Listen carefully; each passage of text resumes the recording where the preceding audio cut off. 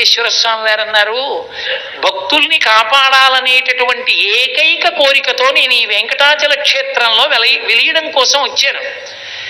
నేను వస్తే రమాదేవి కరవీరపురం వెళ్ళింది. కరవీరపురం అంటే కొల్హాపురం వెళ్ళింది.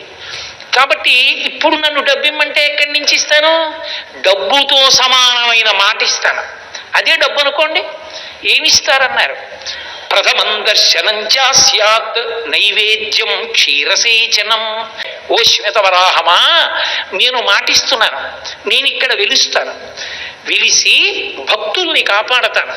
అందుకే ఆబాల గోపాలము ఏడుకొండలవాడ వెంకటరమణ గోవింద గోవింద అంటూనే ఉంటారు, నా దగ్గరికి వస్తూనే ఉంటారు.